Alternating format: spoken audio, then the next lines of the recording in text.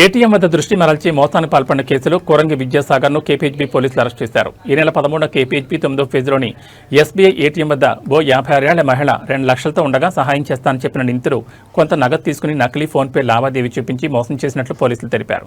CCTV ఆధారంగా దర్యాప్తు చేపట్టి నెల 21న నిందితుని అతని సహచరుడు బాలాజీని అదుపులోకి తీసుకున్నారు. వారి నుంచి 70,000 నగదు, మొబైల్ ఫోన్ స్వాధీనం చేసుకున్నారు. నిందితుడిపై గతంలో 19 కేసులున్నట్లు పోలీసులు తెలిపారు. చెప్పు, ఎక్కడ జాబ్ చేసిన విద్యాసాగర్ ఎందుకు ఈ దొంగతనాలు చూస్ చేసుకోవాల్సి వచ్చింది? నేర్పిస్తే ఇప్పుడు నువ్వు 300 అఫెన్స్లు చేసినా అని చెప్తున్నావు. నువ్వు నీకు ఎప్పుడు రియలైజ్ అనిపించలేదా ఎందుకు నీకు ఈ దొంగతనాలు చేయాలని? ఎందుకు తీసుకెళ్తారు? ఇప్పుడు అంతా సీసీటీవీ కెమెరాలు వచ్చినాయి, టెక్నాలజీ వచ్చింది. నువ్వు చేసేది ఏటీఎంల దగ్గర అఫెన్స్ నువ్వు చేసినావా వేరే వాళ్ళు చేసినారా అనేది డెఫినెట్గా అక్కడ ఐడెంటిఫికేషన్ జరుగుతుంది. అట్లా ఉండదు కదా, ఇప్పుడు టెక్నాలజీ మారింది కదా. ఒకప్పుడు కెమెరాలు లేనప్పుడు ఉండే కదా. ఇప్పుడు ప్రతి సీసీ కెమెరాలో ప్రతి ఏటీఎం దగ్గర కెమెరాస్ ఉంటాయి. ఈ నెల 13వ తారీఖు మన 9th ఫేజ్ ఎస్బీఐ ఏటీఎంలో ఒక సీనియర్ సిటిజన్ జయలక్ష్మి అని చెప్పి ఆల్మోస్ట్ 55 ఇయర్స్ ఉన్నటువంటి ఒక లేడీ ఒక 2 లక్షల రూపాయలని బ్యాంకులో డిపాజిట్ చేద్దాము అని చెప్పి వెళ్ళింది. అక్కడ బ్యాంకులో సర్వర్లు పనిచేయట్లేదు అని చెప్పి అక్కడ ఉన్న వాళ్ళు చెప్తే ఇమ్మీడియట్లీ పక్కనే CDMA మిషన్ అంటే క్యాష్ డిపాజిట్ మిషన్ అని చెప్పి మనకి ఏటీఎం లెక్కనే ఉంటుంది. అందులో మనం క్యాష్ డిపాజిట్ చేయొచ్చు.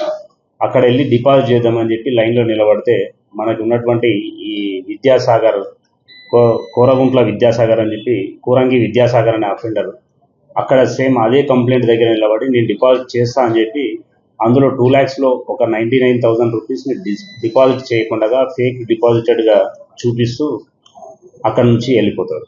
అంటే ఆ సీనియర్ సిటిజన్ అనేటువంటి మహిళని మైండ్ డైవర్ట్ చేసేసి ఆ క్యాష్ డిపాజిట్ చేయకుండా చేసినట్టు నమ్మించి అక్కడ నుంచి పైసలు తీసుకొని వెళ్ళిపోతే ఇమ్మీడియట్లీ మా పోలీస్ స్టేషన్కి ఆ విక్టిమ్ విజిట్ చేసింది.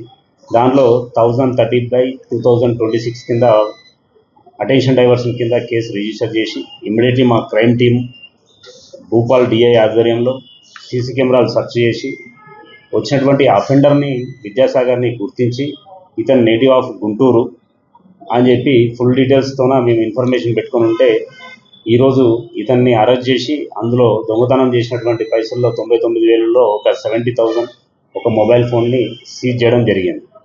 ఈయన ప్రీవియస్ హిస్టరీ ఏంటంటే ఈయన 2014లో బీటెక్ కంప్లీట్ చేసిండు.